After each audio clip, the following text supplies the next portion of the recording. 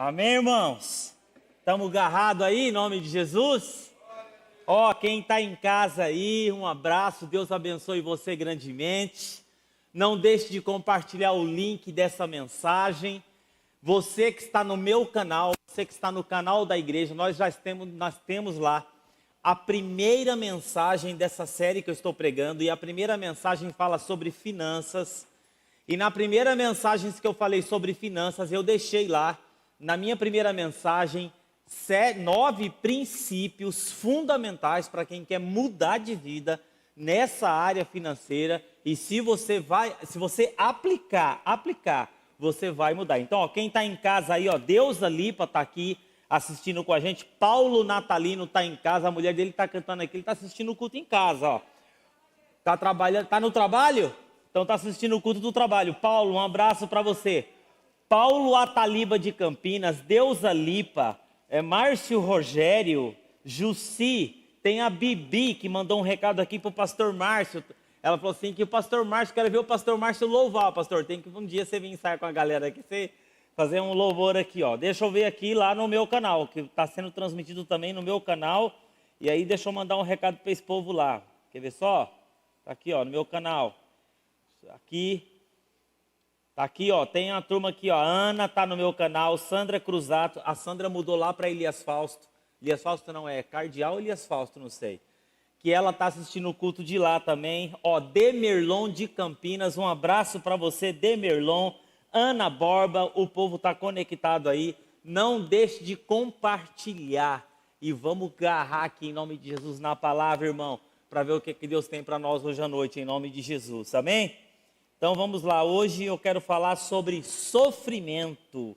Às vezes falamos sobre, pastor, mas a gente sofre com tanta coisa, então, mas tem uns lances no sofrimento aqui, que são as 5 maiores causas de sofrimento na nossa vida. E eu marquei aqui as 5 maiores causas de sofrimento e áreas que eu passei. Então, eu me solidarizo com você, conforme eu for falando aqui, você vai só sinalizando, opa, passei por esse negócio aí também, ei, isso aconteceu comigo também. Isso aconteceu comigo também. E aí, como é que nós vamos, qual é o caminho e a resposta que a palavra de Deus traz para a gente diante dessas situações? Muito bem, antes de eu pregar, eu quero dar um toque para você, vamos falar uma coisinha aqui. Essa semana eu tive uma reunião, para você que está em casa e você que está aqui, com o diretor da faculdade aqui da universidade, que é a Universidade Max Planck, essa universidade de medicina aqui do lado. Eles têm um auditório ali super moderno para 500 pessoas sentadas. Nós vamos começar a nossa reforma aqui pelo templo. E para a gente poder acelerar a nossa reforma nesse período de construção, você sabe, né? Morar dentro da casa que você está reformando não é fácil. Quem já morou em construção aqui? Levanta a mão. É brincadeira? É fácil? Você já imaginou você desmontar tudo isso aqui e na sexta-feira ter que montar para fazer culto? Complicado, né?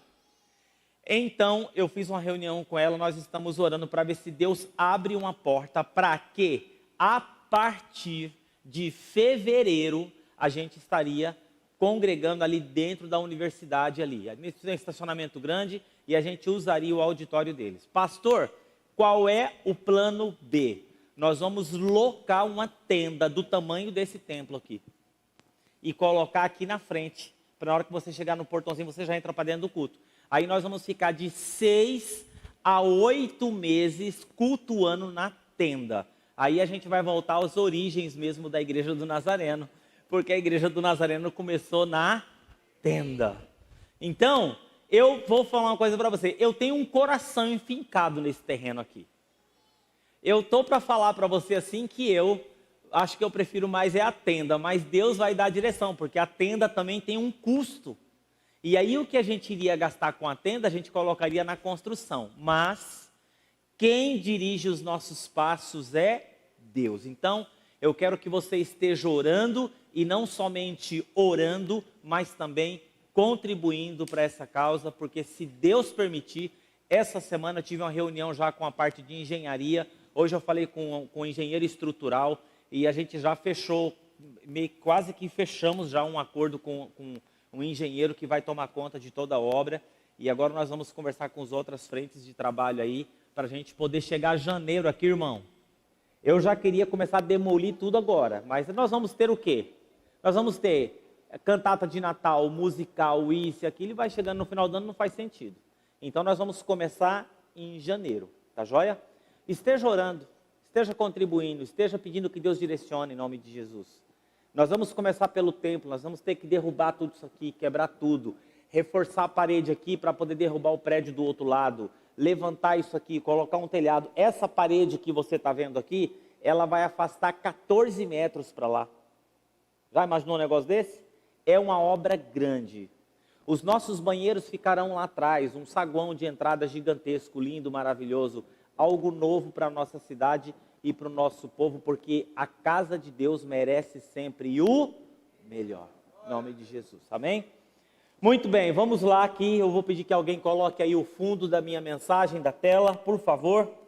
Arrumando a bagunça na minha vida. Arrumando a bagunça na minha vida gerada pelo sofrimento. Alguém da mídia me ajuda aí, eu tenho um fundo que eu pedi para fazer para essa mensagem aqui. Olha o que diz aqui Colossenses no capítulo 2. Me alegro em ver como estão vivendo em ordem e como está firme a fé de vocês em Cristo. Então Paulo, escrevendo aos Colossenses, ele está falando que o coração dele está alegre. Por quê? Porque a vida dos irmãos estavam em ordem. Não é bom ter a vida em ordem? Traz paz, né, irmão? Não é assim? Deus deseja que a sua vida esteja em ordem, limpa, organizada. É impressionante como a bagunça atrasa a nossa vida. Gaveta bagunçada atrasa a vida de secretária. Sim ou não? Atrasa ou não atrasa, irmão? Mesa bagunçada gera estresse na vida de executivo. É assim, pastor Rodrigo? Já imaginou? Você chega lá na sua loja, lá é loja de telefone, né? Aí o cliente chega e fala assim, Rodrigo, eu estou precisando de um telefone que tem essa configuração assim, assim. Aí você fala assim, eu sei que eu tenho, mas eu não sei onde está. Aí você chega, abre uma gaveta, não está, abre outra gaveta, não está, não tem... Não é complicado? É complicado, hein? Trânsito bagunçado provoca caos na vida de motoristas da cidade. Cozinha bagunçada inferniza a dona de casa, sim ou não? Quando as mulheres já responderam sim. Quando eu vou viajar com a Dani ela sai, ela deixa 1000 recomendações para Matheus e para Mariana. Porque quando ela chega, eu gosto de cozinhar e eu sou uma pessoa meticulosa. Então, quando eu vou cozinhar, eu tenho que separar todos os temperos nas cumbuquinhas, na quantidade certa, pesar antes, para que as coisas possam funcionar da forma correta. Eu sou chato com esse negócio. Agora, irmão, finança bagunçada leva ao fechamento de empresas. Hospitais bagunçados levam seus pacientes à morte. Hospital desorganizado, bagunçado, né? Agora, quanta bagunça essa pandemia causou na vida da gente? Eu estava vendo uns dados aí do comércio, olha só para você ver. Às vezes nós olhamos assim de forma superficial e simplista, mas olha o que aconteceu. Bares e restaurantes tiveram uma queda de 60,4% no seu movimento. Quantos milhares de pessoas nós temos desempregados no Brasil hoje por causa da pandemia? Nós temos perto de 14 milhões de pessoas desempregadas. Uma cidade como Campinas, nós temos 1 milhão de habitantes, vamos colocar assim, que deve ter 1.500.000. Vamos colocar 14 cidades do tamanho de Campinas no Brasil hoje, precisando de emprego. Vestuário, queda de 58%. Agora, e o turismo? 78%. Você sabe o que é você ter aviões do mundo inteiro parado? Isso causou uma bagunça e o caos não é só na vida da empresa aérea. É de executivo, é de empresa, é do cara do turismo, é uma pessoa que tinha viagem marcada. E aqui, o que isso causa na vida das pessoas de uma forma geral? Sofrimento, ira, tristeza, medo. Hoje eu quero falar do sofrimento. Isso são muito comum, né? Então, semana passada eu tratei da instabilidade financeira. E às vezes assim, tá certo que nós vivemos no mundo, o mundo jaz do maligno, nesse mundo nada é perfeito. Agora, nós não precisamos continuar vivendo com a nossa vida bagunçada. Hoje eu estava vendo uma palestra do pastor Carlito Paz e ele estava falando sobre o que aconteceu com as igrejas na pandemia. Existe uma coisa muito interessante que ele falou e eu fiquei pensando. Em muitas áreas, a pandemia não bagunçou a vida da pessoa. Em muitas áreas, a pandemia revelou a bagunça na vida da pessoa. Porque teve uma outra coisa que essa pandemia revelou também. Que muitas pessoas estavam preparadas para o momento da crise. Revelou que muitos empresários estavam prontos para dar uma resposta no momento da dificuldade. Revelou que muitas igrejas estavam prontas para um momento como esse. Por exemplo, a nossa igreja com grupos de comunhão, as pessoas não deixaram de ser ministradas, mesmo a igreja estando fechada. A nossa igreja não deixou de batizar, mesmo em tempo da pandemia. Então, é importante nós percebermos isso, porque às vezes a gente leva e joga uma culpa na pandemia, mas a pandemia, simplesmente, ela revelou um problema que já existia. Quantas pessoas se separaram nessa pandemia? Por quê? Porque ali existia um problema, mas esse problema estava o quê? Mascarado. Estava encoberto.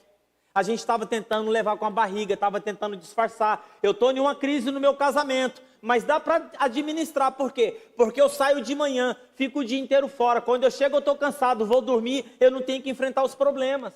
Eu estou com um problema com os meus filhos, mas eu consigo administrar, porque minha mulher fica com eles o dia inteiro, eles ficam na escola, a gente só encontra um pouquinho. Agora, quando esse povo teve que ficar todo junto, aí revelou o quê? Revelou que ali existia um problema que tinha que ser tratado. E a pergunta é, onde a bagunça está na sua vida? Nos relacionamentos? Nas emoções? No trabalho? No dinheiro? Nos projetos? Nos sonhos? Na saúde? Nas perdas? No relacionamento com Deus? E eu quero dizer para você que o desejo de Deus é que a sua vida esteja em ordem e firme em Cristo. E nós precisamos colocar a nossa vida em ordem em duas áreas, interna e externa. E aí, para mim começar aqui, arrumando a bagunça gerada pelo sofrimento, olha o que é que diz aqui Provérbios. A alegria do coração transparece o rosto. Se as coisas estão em ordem internamente, elas estarão em ordem externamente, né? Então, olha o que diz aqui, esse texto de Salmo no capítulo 10, 14. Mas tu enxergas o sofrimento e a dor, observa-os para tomá-los em tuas mãos. Então, eu não sei que área você está sofrendo. Eu não sei qual é a área que está causando o caos na sua vida. Mas o Salmo, no capítulo 10, no verso 14, ele diz que Deus enxerga o sofrimento e a dor e observa-os para tomá-los em tuas mãos. Então hoje à noite, é uma noite da gente pegar aquilo que está causando sofrimento e dor e falar, Senhor, eu quero colocar isso aqui nas tuas mãos. Eu quero colocar isso nas tuas mãos. Olha o que diz Philip Yancey. Nenhum sofrimento, nenhum desalento é definitivo para Deus, que se levanta nas sombras, olhando para aqueles que são seus filhos. A questão toda é, o que é sofrimento e de onde vem? De todos os lados da nossa vida. Porém, eu quero destacar aqui os cinco maiores situações que causam sofrimento. 5 maiores situações que causam sofrimento. Olha aqui, primeira delas, decepção. Quem aqui já sofreu decepção na vida? Irmão, quando a gente nasce, a decepção já está na receita da vida. Vai sofrer decepção. É assim, tá vendo? Você nasceu? Nasceu. A mãe pegou aquela menina bonita lá, ó, aí você riu, né? Então está escrito lá na sua receita, vai sofrer decepção. Às vezes nossa vida fica bagunçada porque a gente confia plenamente em uma pessoa e está sofrendo a dor da decepção, Porque nós colocamos expectativas altas na vida de pessoas que nós não sabemos a estrutura que ela tem. E nós criamos uma falsa expectativa a respeito de pessoas e que não pode suprir as nossas expectativas. E a gente fica se enganando. Às vezes é como a gente vem para a igreja com a falsa expectativa da igreja. Esperando algo da igreja que a igreja não pode dar para mim. E aí muitas pessoas dizem assim, me decepcionei com a igreja. Mas decepção, você está decepcionado com o marido, com a esposa, com o seu namorado, com o seu amigo, com o sistema, ou com alguém importante na sua vida? Eu não sei, eu só sei que isso dói. Se há uma coisa que dói, irmão, é decepção. Segunda coisa, doença. Doença não é fácil não. Doença causa sofrimento. Às vezes a vida da gente bagunça toda por causa de uma doença. Semana passada, estava lá, alguém me mandou um recado. Gilmar está internado na UTI. Bagunçou a vida de meio mundo de gente. Nosso coração ficou temeroso. Falei com a equipe pastoral, pedi oração, fui para a casa do pastor Djalma. Cheguei lá, tá Mara chorando, tá filha chorando, tá Djalma tentando consolar, tá pastor Lauro tentando consolar. Abracei o povo, vamos orar, vamos colocar diante de Deus, porque a doença faz isso. O cara com obra, com isso, com aquilo, com funcionário, e agora ficou tudo solto, não tem quem vai, não tem quem... Cara, você já imaginou um negócio desse? Estava conversando com uma menina ontem, uma amiga da minha filha, e ela estava abrindo o coração falando o que é que a doença gerou de bagunça na vida delas. Meu pai, pastor, com 50 anos de idade, o coronavírus pegou ele, faleceu em uma semana, um grande empresário da nossa cidade. E aí, vai daqui, vai de lá, problemas na empresa, problemas aqui, e ficou só eu e a minha mãe para tomar conta de tudo. E nós estamos enfrentando processos jurídicos, porque tem coisa de família, partilha, isso, aquilo. Então a doença, ela causa o sofrimento. Talvez a pessoa está lutando com a doença, toda a família está sofrendo, porque a pessoa amada está sofrendo e a gente não pode fazer nada. E às vezes nós olhamos uma pessoa ali sofrendo, irmão, eu enfrentei isso na minha família. Meu pai sofrendo e eu não podendo fazer nada. Isso dói. Sabe aquele negócio assim, não tem nada que você possa fazer? Dói. Outra coisa que causa sofrimento, morte causa sofrimento. Às vezes sua vida está bagunçada porque o seu coração está de luto. No sábado à noite aqui nós temos jovens na nossa comunidade, você que não sabe, entenda. E essa garota ontem, ela ficou em casa, ficava conversando e conversando e conversando. Aí deu meia-noite. Eu peguei e falei assim, gente, eu estou cansado, eu vou dormir. Aí a Dani ficou lá conversando. Aí a Dani hoje de manhã falou assim, amor, eu fui dormir, era 1h30 da manhã. A menininha foi embora 1h30 da manhã. Eu falei, nossa, por que tão tarde? Ela falou assim, alto da noite, ela falou uma coisa muito interessante. Ela falou assim, eu gosto muito de visitar a casa dos pais dos meus amigos agora. Porque como em casa eu não tenho mais ninguém, aí eu me sinto tão bem quando eu estou aqui e eu gosto de ficar conversando, porque o meu pai agora são os pais da minha amiga. Olha aí para você ver. Nós temos nessa comunidade, no sábado à noite, jovens que ficaram órfãos de pai e mãe na pandemia. Você tem na sua família, né, Zilda? Zilda tem, sobrinho que ficou órfão de pai e mãe. E na nossa comunidade nós temos jovens que ficaram órfãos de pai e mãe. Meninos de 12, de 13, de 14 anos aqui. E não é um não, é vários. Vários. Essa semana eu recebi um telefonema de um amigo, falou assim, eu preciso da sua ajuda. O que foi? Nós temos uma pessoa que perdeu pai e mãe. E ele encontrou o refúgio na bebida. E não consegue sair da bebida. E a gente precisa de ajuda. Eu falei, vamos ver o que nós podemos fazer. Agora, você quer ver uma outra coisa que causa sofrimento? Ingratidão. Ingratidão causa sofrimento. Sua vida está toda bagunçada porque você está com seu coração partido. Porque alguém que você amou, você investiu, você doou, você repartiu, você confiou, não reconheceu aquilo que, irmão, se existe uma coisa que pastor que pastor sofre e que causa bagunça nas emoções de pastor é ingratidão. Sabe outra coisa? Perdas diversas. Sua vida está toda bagunçada porque você perdeu algo muito caro, algo que na verdade não dá para repor, né? E agora você está arrependido, triste, às vezes com remorso, porque nós sofremos perdas por causa de situações que nós causamos. Equívocos, erros que nós cometemos. Você disse sim quando deveria ter dito não, e agora não pode mais mudar o seu passado. Você perdeu a sua palavra, o seu caráter, a sua dignidade, a sua virgindade, o seu filho. Existe sofrimento e bagunça na vida, irmãos, que são assim, são sofrimentos irremediáveis. Não tem solução.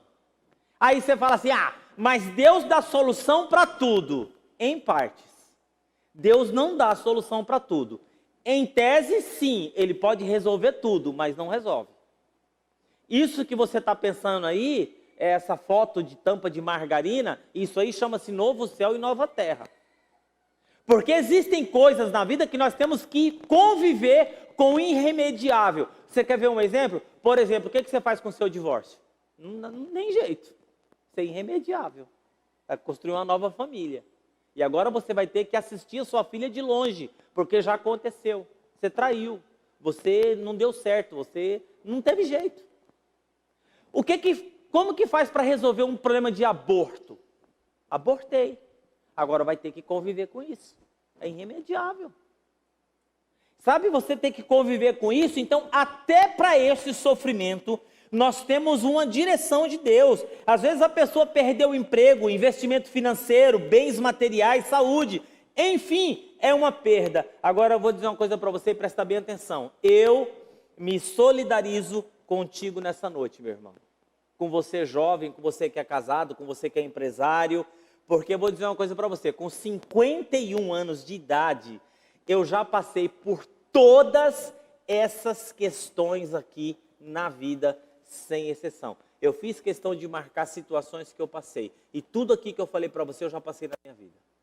Perda, enfermidade, morte, dor, decepção, prejuízo, abandono, traição, falta de reconhecimento. E agora eu tenho uma notícia boa para você. Sabe o que é? Que Deus fez na minha vida?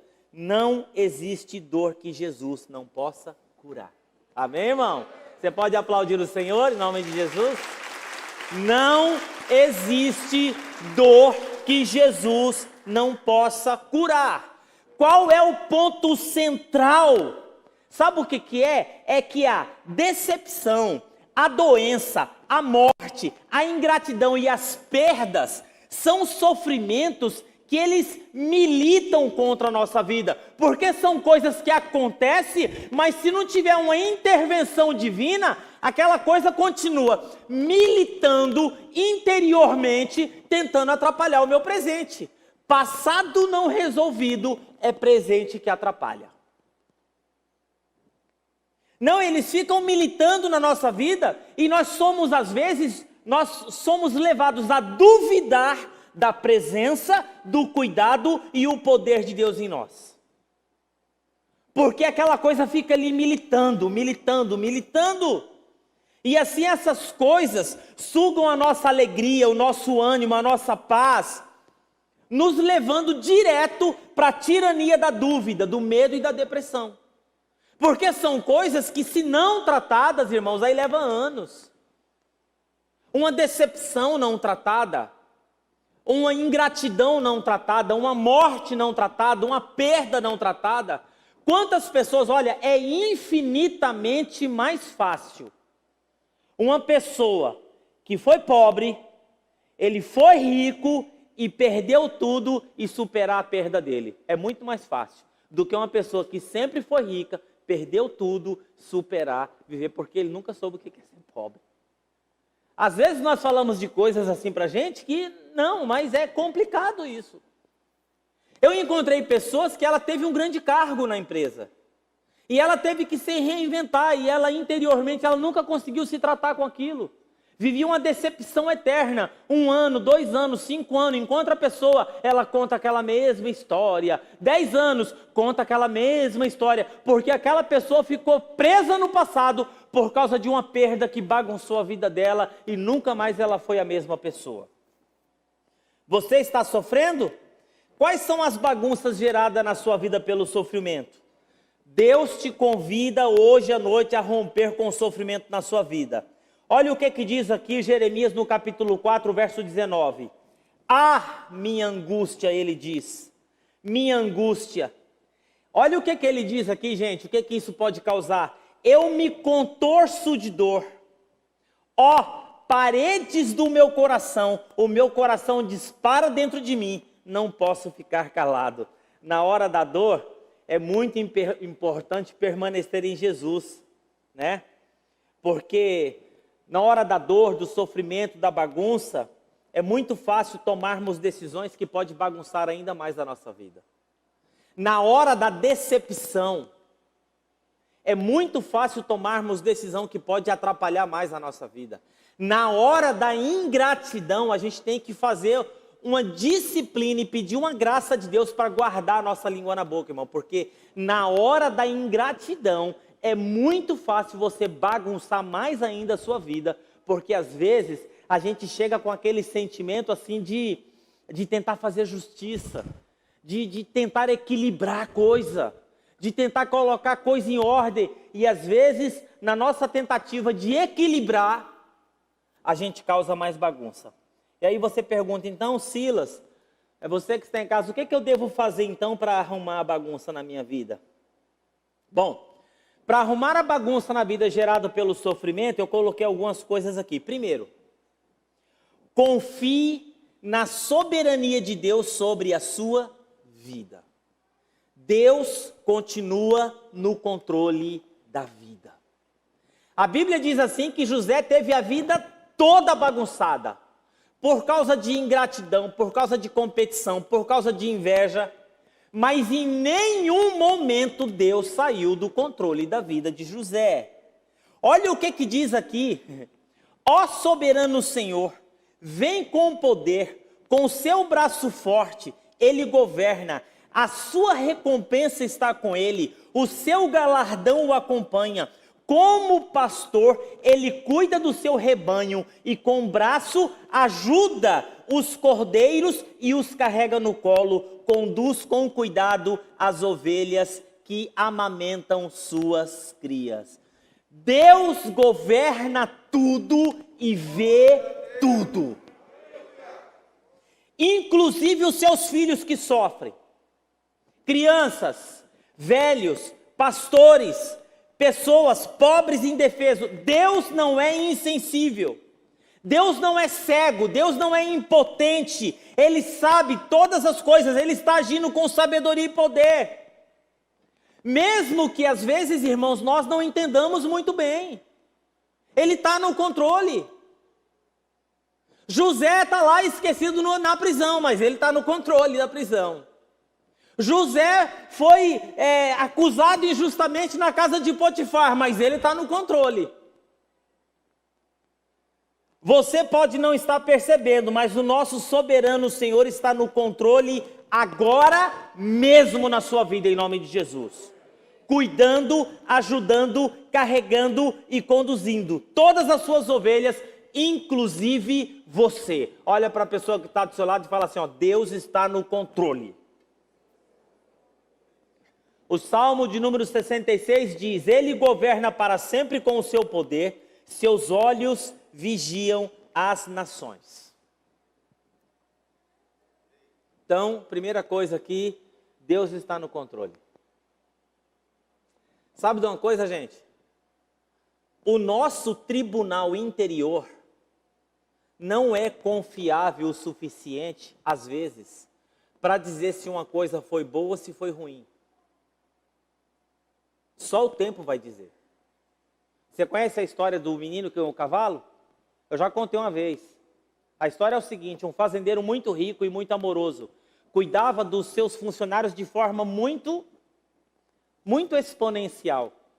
E os funcionários, seus empregados, decidiram fazer o quê? vamos dar um presente para o filho do patrão, porque ele é um patrão exponencial e nós precisamos fazer alguma coisa. Compraram um cavalo para o menino, todos os funcionários da fazenda, e o menino ficou feliz com o cavalo. E o pai do menino olhou aquele cavalo e disseram assim, uma bênção. Ele olhou e falou assim, não sei se foi bom ou se foi ruim, o tempo vai dizer. Passou um tempo, o menino estava andando no pasto com o cavalo tropeçou, caiu em cima do menino. E quebrou as 2 pernas do menino. Precisou fazer cirurgia, fisioterapia. E aquilo que aconteceu, todos os funcionários ficaram muito tristes, porque a causa do acidente, do sofrimento agora, era um presente que eles tinham dado. Mas o pai, sabiamente, olhou aquela situação e disse, não sei se foi bom ou se foi ruim, o tempo vai dizer. Sabe o que aconteceu? Surgiu uma guerra. Todos os meninos de 18 anos saudáveis tinham que ir para a guerra. E ele estava com fisioterapia, ele ficou protegido na casa do pai. E ele não sofreu com a morte na guerra, porque muitos dos que foram não voltaram. Então significa que o nosso tribunal interior não é confiável o suficiente para dizer se uma coisa foi boa ou se foi ruim. O tempo vai dizer. Às vezes nós sofremos decepções com pessoas, sofremos, mas é Deus que está tirando pessoas da sua vida, porque aquilo que Deus escreveu para você não está conectado com aquela pessoa que saiu, e o que Deus tem que fazer na sua vida não depende dela. Então deixe ir, porque Deus está cuidando de tudo, Ele é o soberano. Ele é o soberano, irmão. Às vezes Deus está tentando tirar um enrosco da nossa vida, e a gente fica segurando.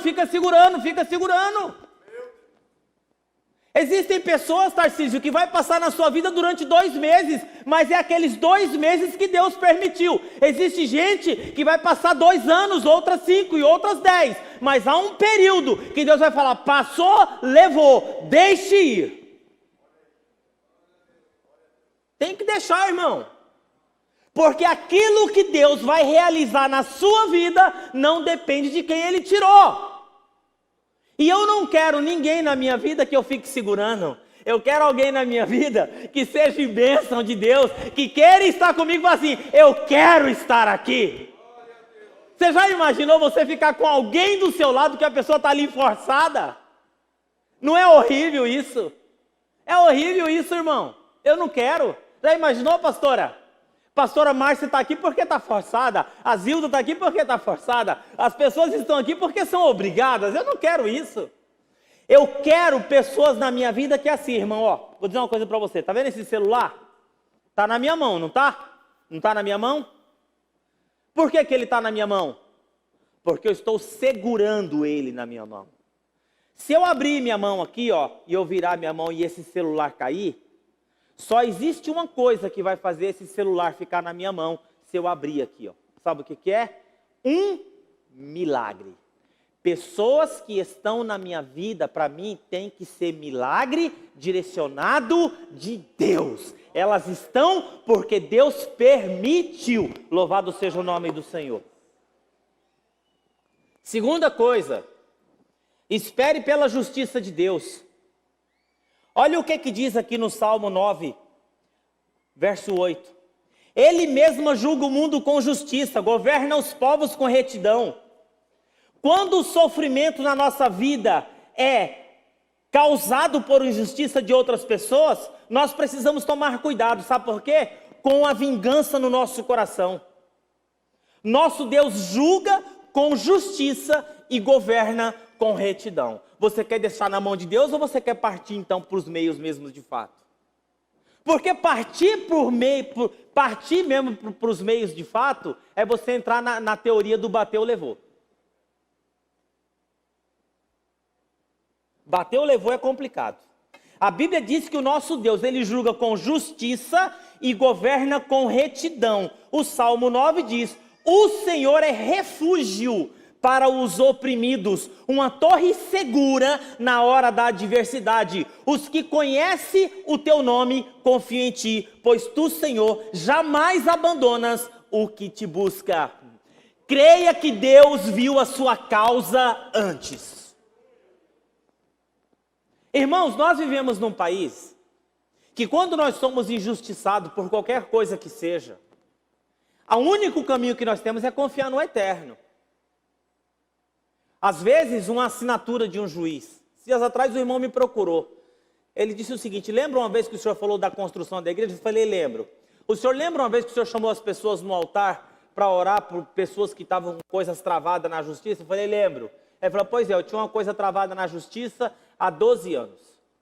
Lutei para isso ser liberado. Agora aconteceu o improvável. O que foi? Esse negócio ser liberado no tempo da pandemia, que está tudo travado. E eu vi isso, senão a mão de Deus. E eu vim aqui trazer uma oferta de gratidão, porque eu fiz um voto e uma aliança com Deus. Depender de Deus. Creia que Deus viu sua causa. Receba essa promessa de Deus para a sua vida. Deus declara hoje sobre você: jamais abandonam aqueles que buscam. Tem alguém tentando puxar o seu tapete lá no trabalho? Não, fica tranquilo. Faça o seu melhor e deixa isso na mão de Deus, irmãos. Nós que vivemos nesse país, e nós sabemos do câncer do nosso país, que é uma coisa chamada corrupção. Corrupção. Não existe nesse mundo o jeitinho depois que não tem que consertar lá na frente. Eu quero que você me lembre nesse país o nome de um político lá do passado que falou assim: me dei bem. Quem lembra aqui da turma do PC Farias? O que aconteceu com aquela turma naquela época? Assassinato, morte, destruição, família. O irmão do ex-presidente Collor morreu com câncer. A outra cunhada morreu disso, morreu daquilo. E foi uma devassa de desgraça que eu nunca vi na vida. Sabe por quê? Existe uma lei universal que não tem onde aquilo que o homem semear, isso também ceifará. Então aqui, creia pela justiça de Deus, é você descansar a sua vida na mão do eterno, quando o sofrimento vem, às vezes, pela injustiça causada pelos outros. Terceiro, creia que Deus realiza milagres. Ele é soberano, Ele é justo, e Ele é um Deus que, independe de situações, Ele chega com um milagre. Essa semana eu fui visitar um menino baterista aqui da igreja. Acho que o nome dele é Lucas, né? Lucas. Como que Deus trabalha, pastor? Deus trabalha assim. Eu cheguei para ele, falei, conta a sua história, Lucas. Eu queria conhecer um pouquinho de sua vida. Ele falou assim, pastor, minha mãe sofreu ataque epilético até durante muitos anos na vida e Deus curou ela. Eu venho de família muito pobre, família difícil mesmo. Que na igreja, eu e meu irmão, nós éramos confundidos pelos outros meninos, porque a gente só usava a roupa dos outros. Ele contou a história dele.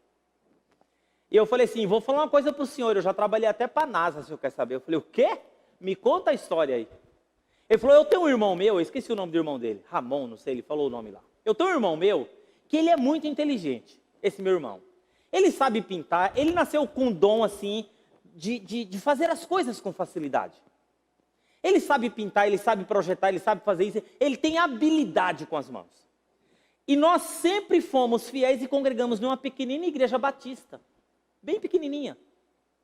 Sempre servindo a Deus, sempre servindo a Deus, sempre sendo fiel a Deus, sempre sendo fiel a Deus ali. Eu, minha mãe, meus irmãos, meu pai. Um dia, chegou na nossa igreja um missionário dos Estados Unidos, que ele escolheu aquela igreja batista para servir ali durante anos. E esse missionário que foi servir naquela igreja, ele era amigo de um dos diretores que trabalhavam onde? Na NASA. Um dia, esse missionário recebeu um telefonema do amigo dele. Ele falou assim, eu sei que você está morando no Brasil, e eu estou precisando de uma pessoa versátil, mas que tem que ser de extrema confiança para tomar conta de uns negócios no Brasil. Porque nós vamos fazer um estudo no Brasil inteiro sobre camada de ozônio e nós precisamos de uma pessoa de confiança. E esse missionário falou, eu tenho um moço aqui nessa igreja, que ele é de extrema confiança, é dessa pessoa que vocês precisam. Irmão, aí o missionário conversou com o irmão do Lucas foi para os Estados Unidos e voltou. Nunca nem imaginou que ia viajar para os Estados Unidos. Foi lá ser treinado na NASA, foi lá ser treinado, voltou. Foi de novo ser treinado, voltou de novo. Foi de novo ser treinado, voltou de novo. E esse menino, ele coordenou um projeto com mais de 350 Hilux espalhada pelo Brasil, medindo camada de ozônio, comprando equipamentos caríssimos. Sabe por quê? Porque Deus é assim. Quando Ele tem que fazer alguma coisa para alguém, e aqueles que são fiéis, você pode estar no buraco, você pode estar no poço, você pode estar na prisão, você pode estar no cárcere, você pode estar numa igrejinha pequena, sem expressão em Campinas. Ele vai lá e fala assim, esse aqui é o meu filho amado, é ele que eu escolhi, e pega e leva para a NASA, e fala, é você que vai fazer, irmão, em nome de Jesus. O salmista falou que José estava no cárcere, em grilhões, e bastou apenas uma palavra de Deus para que ele pudesse sair dos grilhões e ser governador do Egito. Então creia que Deus realiza milagres. O problema é que nós, irmãos, começamos a olhar as coisas pela nossa ótica racional. Pela ótica racional, o homem não anda sobre as águas. E não anda mesmo. Agora, quando Pedro começou a pensar nisso, ele começou a afundar. Mas quando ele voltou os olhos para Jesus, Jesus não, fica de pé, rapaz. Porque aqui, no natural, você não anda mesmo. Mas você segurando na sua mão, você faz o impossível acontecer. Louvado seja o nome do Senhor. Marcos, no capítulo 4, verso 34, sabe que existe um versículo que me encanta. Jesus disse assim, e ele disse, filha, a sua fé te curou. Vai em paz e fique livre do seu sofrimento. A mulher que sofria 12 anos de hemorragia, porque creu no milagre, ela foi curada. Deixa eu dizer uma coisa para você. Não te acomodes diante das suas limitações e dores. Sofrer 12 anos não é 12 dias, não é 6 meses, não é um mês, é 12 anos. Mas ela falou assim, se eu tocar nas vestes desse homem, eu vou ser curado. E essa mulher, ela rompeu com a cultura, ela rompeu com a religiosidade da época, ela rompeu porque ela era tida como imunda, ela rompeu com a multidão, ela quebrou muita barreira para poder tocar em Jesus. Ela não se acomodou. E ela foi empurrando, ela foi rastejando, ela teve tontura, ela teve fome. Irmãos, não te acomode diante das suas limitações e dores, porque a vida muda de dentro para fora. Quando que essa mulher foi curada? Ela foi curada quando ela colocou o negócio no coração. Se eu tocar na veste desse homem, eu vou ser curada. Quando ela tocou, só foi a realização da cura. Então, creia no milagre do Senhor. 4. Experimente o consolo do Espírito Santo. No sofrimento, na luta, às vezes na bagunça.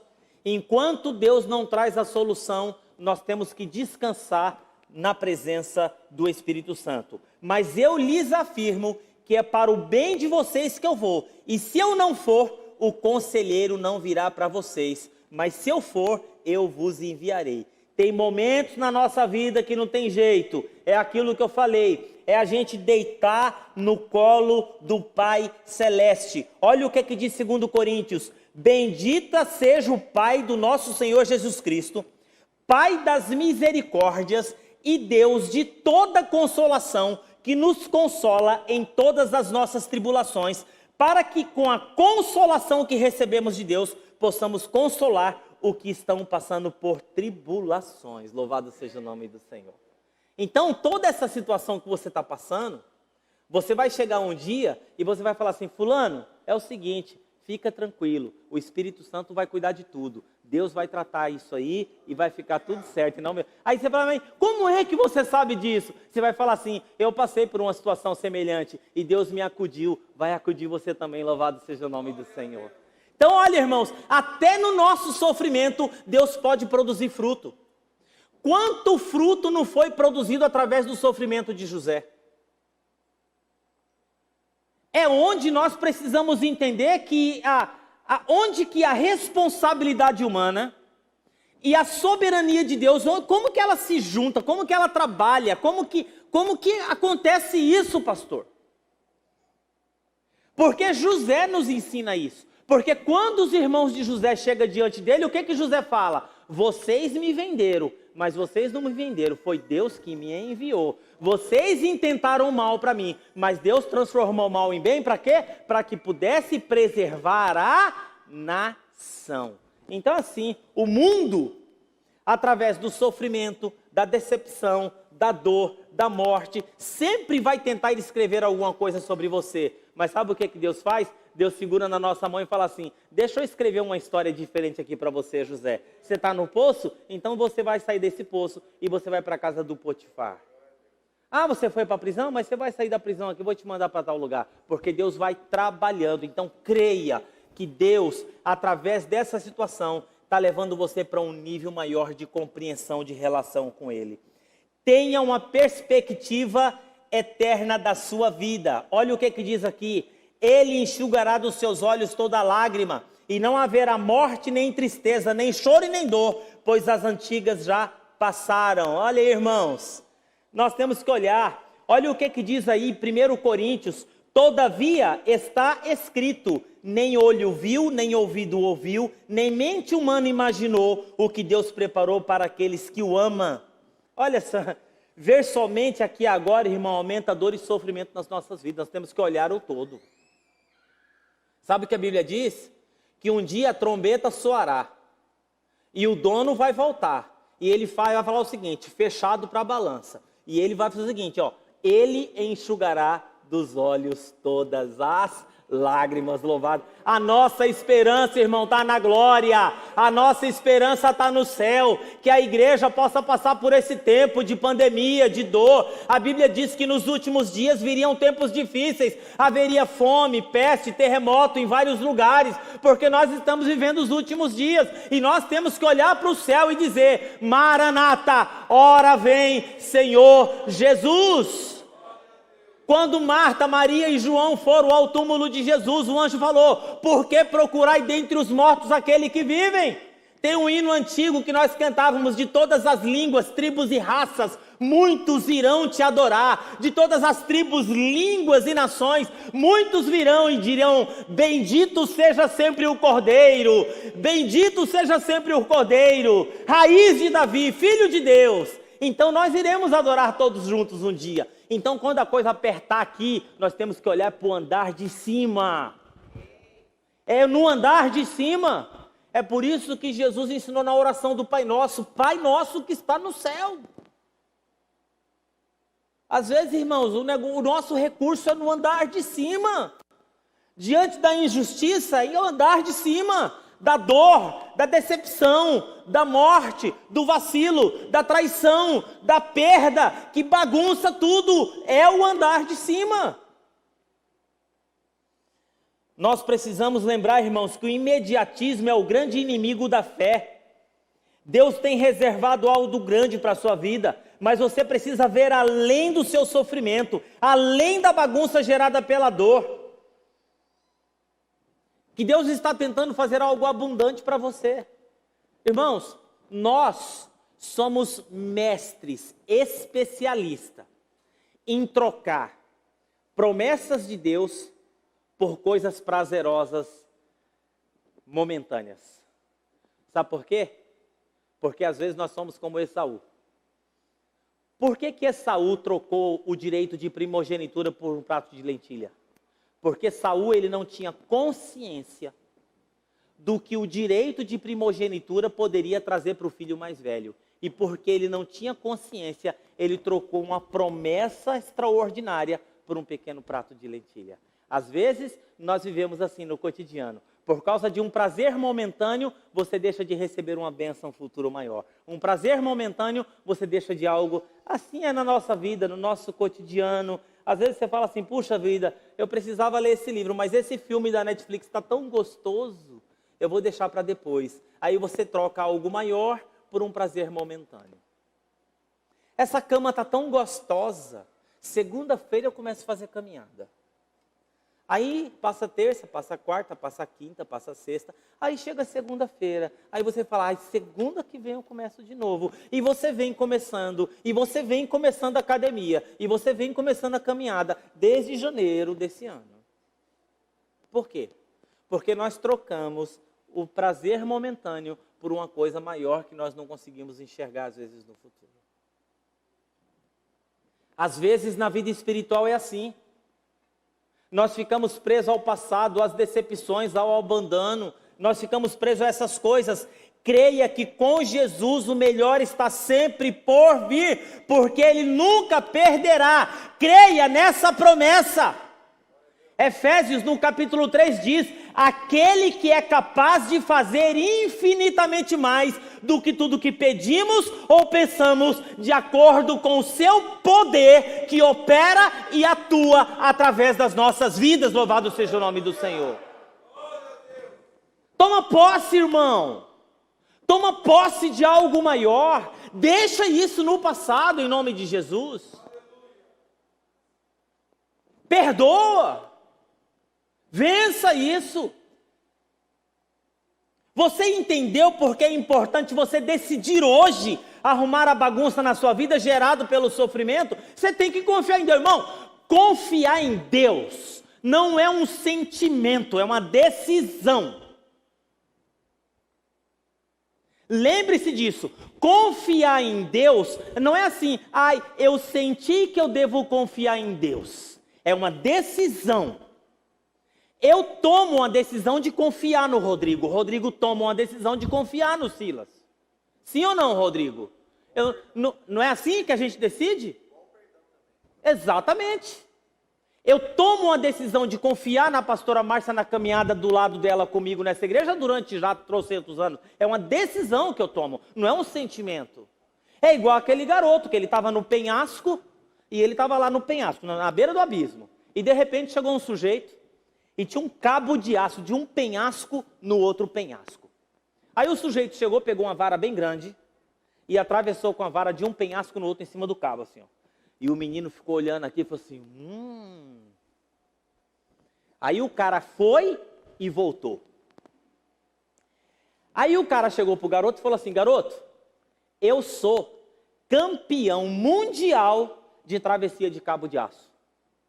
Aí o garoto ficou espantado. Nossa, que legal. Aí o que ele fez? O campeão mundial de travessia de cabo de aço, sabe o que ele fez? Ele pegou um carrinho de pedreiro, colocou em cima do cabo, foi e voltou. E na hora que estava voltando, deu até uma pirueta. E aí o garoto ficou espantado. Puxa vida, uau! De fato, você é campeão mundial de travessia de cabo de aço. Aí o rapaz chegou para o garoto e falou o seguinte, então faz o seguinte, entra na carriola que eu vou atravessar com você. Ele falou assim, saber que você atravessa eu sei. Acreditar que você é campeão mundial de travessia de cabo de aço, eu acredito. Agora, entrar dentro desse carrinho para você me empurrar nesse cabo, não. Aí eu não faço. Porque uma coisa é acreditar, a outra coisa é colocar a minha vida nas suas mãos. Irmãos, para a gente às vezes arrumar bagunça na nossa vida, a gente tem que entrar no carrinho e confiar no Deus Todo-Poderoso, porque Ele está no controle de todas as coisas. Porque às vezes nós sabemos que Ele é o Filho de Deus, nós sabemos o que Ele fez, nós sabemos que Ele criou todas as coisas, porque lá em João está escrito, nada do que existe foi feito sem Ele, pela sua palavra Ele criou todas as coisas, mas nós não entramos no carrinho e nós não temos a confiança de falar, Senhor, essa situação está nas tuas mãos. Nós queremos, mas nós queremos ainda estar no controle. Eu quero que você fique em pé nesse momento em nome de Jesus, porque hoje você tem que tomar uma decisão nesse culto. Ou você entra nesse carrinho, ou você fica só contemplando e deixa a sua vida nos cuidados dele. Repete comigo, fala, confiar. Vai, irmão, com feijão, pelo amor de Deus. Confiar na soberania de Deus. Esperar pela sua justiça. Crer nos milagres de Jesus. experimentar o consolo do Espírito Santo e ter uma expectativa da vida eterna, creia que Deus está preparando você para algo maior. Amém, irmão? Creia que Deus tem algo maior para você, Edmo. Sabe como é que é o cavalo? Meu pai tinha cavalo, cara. E eu sei ferrar cavalo. Lógico que eu não vou ter habilidade de ferrar um cavalo hoje, porque faz muitos anos que eu não ferro um cavalo. Eu sei ferrar cavalo, eu sei apiar uma vaca para arrancar leite. Eu sei fazer muita coisa, cara. Assim, eu sei capinar, não é carpir, é capinar. Eu sei capinar roça de café, eu sei capinar roça de leira de agrião, eu sei fazer muita coisa. Entendeu? Então, o negócio é o seguinte, a gente tem que colocar a vida na mão de Deus. Tem que colocar a vida na mão de Deus, tem que falar assim, Deus, pega esse negócio aqui, faz alguma coisa extraordinária. Às vezes a gente fica apegado naquilo que a gente sabe fazer, naquilo que a gente conhece, isso, aquilo, mas é Deus, cara. Entrar no carrinho e falar assim, toma conta desse negócio aqui. Toma conta da minha vida. Eu quero deixar esse negócio no passado, eu quero fazer uma caminhada nova, eu quero fazer uma coisa diferente.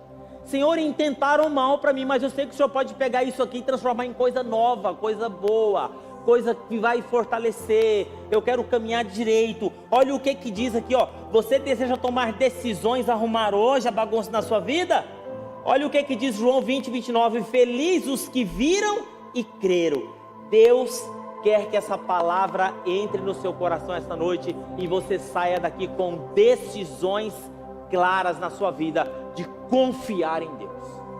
Não espere sentir não, irmão. Ai, pastor, estou quase sentindo, eu estou isso, eu estou aquilo. Não, hoje não vou fazer apelo para o altar. Sabe por quê? Porque todas essas áreas que eu já coloquei, a gente tem que policiar o nosso coração. Você já sofreu decepção com alguém? Eu já. Muitas. E você acha que isso acabou? Não. Eu tenho muito ainda para viver. Pode ser que alguém vai me decepcionar de novo. Pode ser que alguém vai me lidar com ingratidão de novo. Mas se o meu coração estiver no Senhor, todas essas coisas vão acontecer para quê? Para mim olhar aquilo que é maior e não negociar aquilo que Deus tem preparado para mim. Vamos orar nesse momento? Curva a sua cabeça. Pai querido e amado, nessa noite, Senhor, eu quero colocar os teus filhos que estão em casa ouvindo essa mensagem. Senhor, em nome de Jesus, derrama da tua graça sobre nós. Visita, Senhor, em nome de Jesus, ó Pai, o nosso coração essa noite, Senhor. Existem pessoas aqui, talvez, que estão paradas na vida, na caminhada da relação contigo, ó Pai. Talvez por causa de uma perda financeira expressiva. Talvez por causa de uma perda, ó Pai, de um relacionamento que confiou. Talvez, ó Pai, por causa de uma decepção, por causa de uma morte, por causa de uma enfermidade. Talvez existam pessoas essa noite nesse lugar, ó Pai, que era para ter dito sim e disseram não. Ou talvez eram para ter dito não e disseram sim. E aí, Senhor, se arrasta com situações não se perdoando. Pai, com a culpa subjetiva dentro do coração, matando aos poucos, ó Pai, que essas pessoas possam olhar a grandeza, a graça, a misericórdia do nosso Deus. Toma nas tuas mãos, ó Pai, em nome de Jesus, visita poderosamente esses corações essa noite, trazendo cura, renovação, restauração, um olhar diferente diante da vida. Senhor, às vezes nós tomamos decisões, criamos comportamento, falamos coisas, ó Pai, porque nós não conhecemos o todo. O nosso julgamento é falho, porque nós somos falhos, nós somos imperfeitos. Senhor, que nós possamos confiar na Tua soberania, porque, Senhor, coisas bagunçam a nossa vida, mas o Deus eterno está escrevendo coisas novas a respeito de todas as pessoas aqui essa noite. Eu profetizo sobre a sua vida cura, eu profetizo sobre a sua vida restauração, eu profetizo sobre a sua vida janelas abertas, portas abertas para um novo tempo, uma nova vida, um novo trabalho, um novo relacionamento, uma nova jornada com Deus, uma nova jornada ministerial. Eu profetizo vida, eu profetizo cura, eu profetizo restauração, eu profetizo renovação, em nome de Jesus. Nós oramos e confiamos em Ti, ó Pai, e se assim você crê, você aplauda ao Senhor em nome de Jesus.